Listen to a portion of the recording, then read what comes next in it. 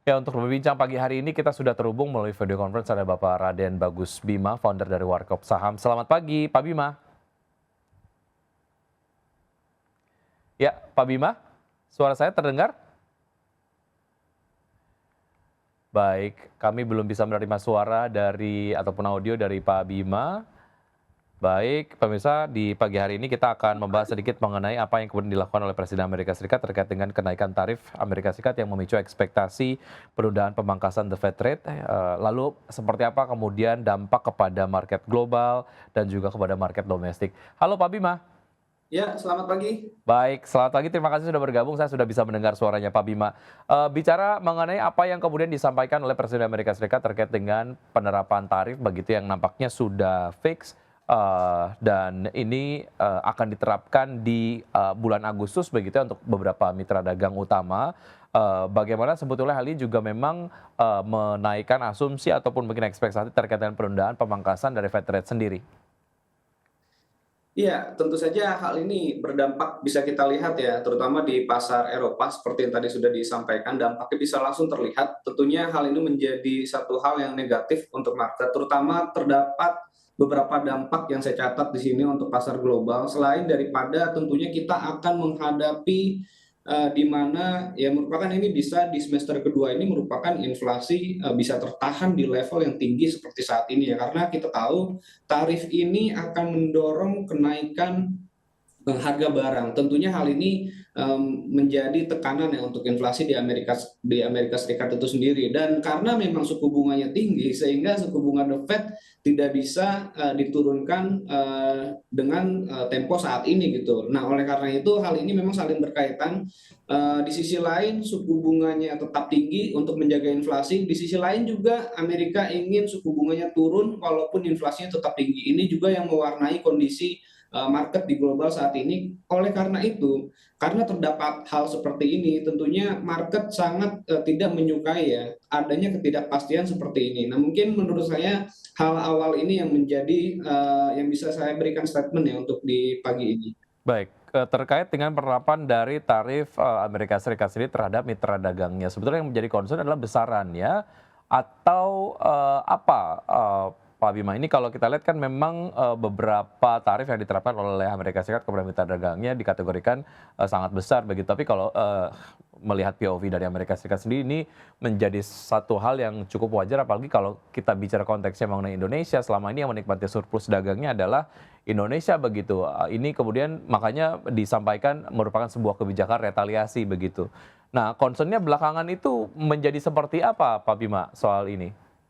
Ya, tentu saja selain besaran tarifnya, ya seperti yang tadi saya sampaikan, baik besar kecilnya ini menciptakan ketidakpastian di market. Jadi Hmm, menurut saya ketidakpastian di market inilah yang membuat investor jadi berjaga-jaga untuk bisa berinvestasi ataupun berekspansi gitu di kondisi saat ini. Selain daripada ketidakpastian itu, juga kita perlu melihat sektor-sektor sensitif yang paling berdampak dari kenaikan tarif ini. Selain daripada sektor-sektor otomotif, teknologi, ya beberapa konsumer ya yang berkaitan dengan impor ekspornya. Hal ini yang paling berdampak seperti itu. Jadi menurut saya memang akan cukup domino gitu ya efeknya. Tapi kita perlu melihat dulu ya selain daripada besaran tarifnya, ya sektor sensitif yang paling tertekan dan juga ekspektasi ya terhadap inflasi yang kemungkinan besar masih akan tertahan di level yang tertinggi untuk saat ini.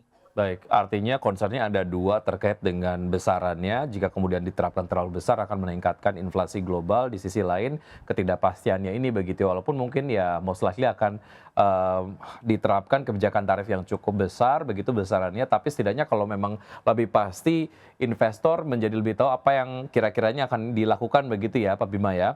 Iya Baik, betul. dari Amerika Serikat kita bergeser ke China, ada satu data yang cukup positif, di antaranya terkait dengan inflasi tahunan yang mencatatkan nilai positif pertama di bulan Juni setelah 4 bulan mencatatkan deflasi berturut-turut begitu ya. Artinya secara serapan ataupun mungkin kemampuan beli dari secara mikro ataupun makro dari pemerintah China sendiri meningkat begitu.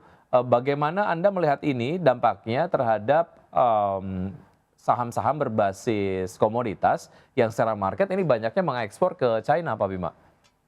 Ya, betul sekali. Ini hasil dari inflasi yang positif setelah 4 bulan deflasi. Ini merupakan sinyal pemulihan ekonomi yang tentu saja akan berdampak sangat positif ya untuk market mitra-mitra dari China itu sendiri. Saya pikir satu hal yang sering terjadi ya ketika memang satu negara mengalami inflasi yang positif setelah sebelumnya mengalami deflasi, tentunya ini akan mencerminkan adanya pemulihan dari ekonomi negara tersebut yang berdampak terhadap negara-negara mitranya. Tentu saja dalam konteks di komoditas ini sendiri ini merupakan salah satu sumber negara ya yang menjadi kita sebagai produsen ya. Cina menjadi salah satu negara sumber ekspor kita, impor kita. Jadi menurut saya selain daripada pemulihan ini bisa berdampak positif terhadap komoditas terutama di saham-saham berbasis komoditas batu bara misalkan di negara kita,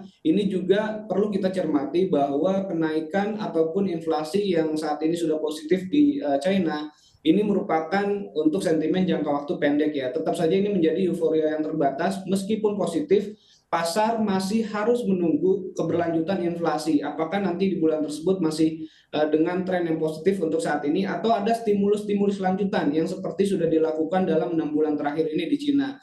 Menurut saya negara-negara produsen komoditas juga tidak hanya di Indonesia, ada pesaing kita dari Australia atau bahkan dari Brazil ini yang merupakan potensi keuntungan tidak hanya berdampak positif terhadap kita, namun juga ke negara-negara tersebut, sehingga kita juga perlu meningkatkan nilai jual kita juga terhadap China. Baik, bicara mengenai data positif di pekan lalu, selama sepekan perdagangan di Bursa Efek Indonesia atau periode 7 sampai dengan 11 Juli 2025, rata-rata nilai transaksi harian mencapai 11,08 triliun rupiah atau meningkat 6,64% Pak Bima dibandingkan dengan sepekan sebelumnya yang hanya 10,39 triliun rupiah per hari. Kerja positif juga ini tercermin dari rata-rata volume ya di transaksi hariannya yang mengalami kenaikan 3,34%. Sebetulnya dilihat dari berbagai macam dinamika global sini, ini mengindikasikan apa? Nampaknya asing mulai banyak masuk lagi ke pasar kita, Pak Bima.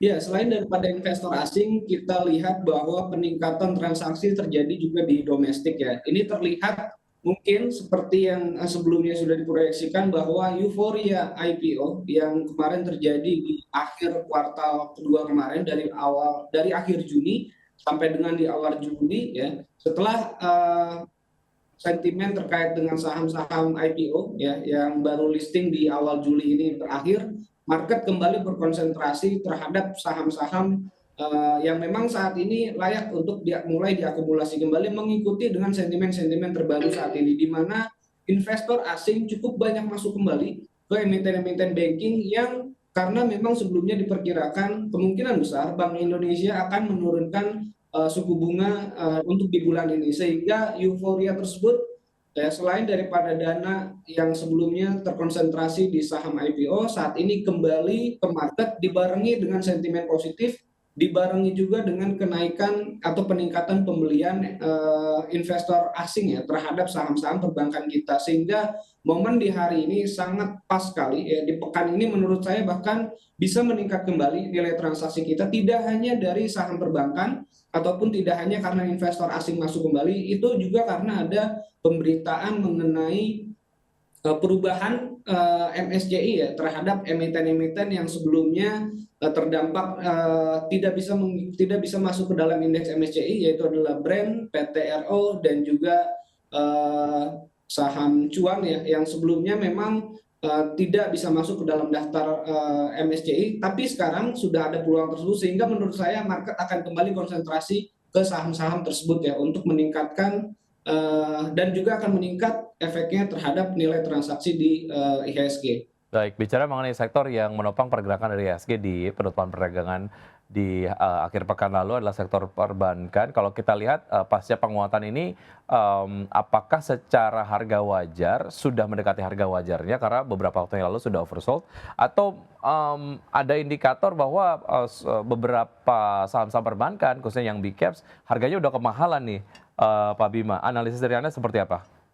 Ya, bicara mengenai perbankan, menurut saya hampir keempatnya menarik ya. Tapi paling tidak kita bisa mencermati seperti contohnya di saham BBCA, di mana sampai dengan kuartal sampai dengan di bulan Mei kemarin, ya 5 bulan pertama di tahun ini, BBCA berhasil membukukan laba 16% laba bersih. Sementara kalau kita lihat harga sahamnya year to date dari awal tahun sampai dengan sekarang itu masih minus 12% atau bahkan sampai minus 13%.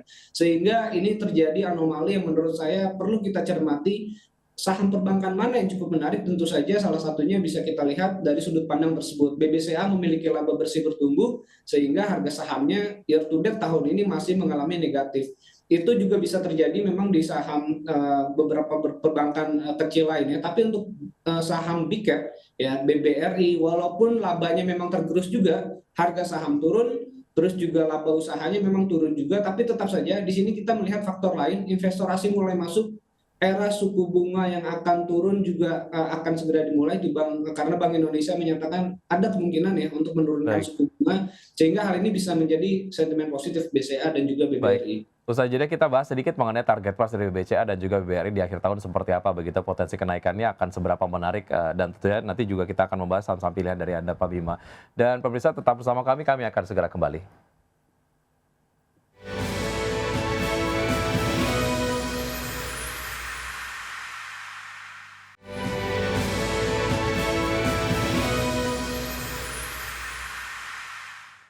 Terima kasih Anda masih bergabung sama kami, pemirsa. Dan sebelum saya kembali berbincang bersama Pak Raden Bagus Bima, founder Warkop Saham, kita akan terlebih dahulu lihat data pembukaan dari IHSG di pagi hari ini. Sejauh ini IHSG bergerak menguat dengan penguatan 0,61% di level 7.090,226, dan juga saham-saham yang masuk dalam jajaran top gainers di antaranya ada Brand, PTRO, BRPT, Cuan, TPIA, SSIA, PSAT, BRMS, dan juga PANI. Top losers ada United Tractors.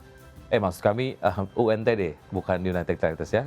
Kemudian ada Koko, MFIN, ada DMMX, BFIN, Mind, dan juga Cepin. Sementara itu dari pergerakan sektoral, pemirsa, sektor infrastruktur sejauh ini memimpin paling kuat dengan penguatan di atas 31%. Sementara itu saham ataupun sektor yang kemudian mengalami pelemahan paling signifikan adalah sektor finance justru ya, dan juga antara pergerakan non-cyclical sama finance menjadi dua sektor yang sejauh ini bergerak paling lemah. Dan kita lihat pembukaan untuk bursa-bursa utama Asia di pagi hari ini, pemirsa. Untuk Nikkei 225 dibuka melemah 0,36% di level 39.425. SCI Singapura dibuka menguat 0,4% di level 4.104. Kospi Korea dibuka menguat 0,54% di level 3.192, dan Hang Seng Hong Kong dibuka menguat 0,15% di level 24.176.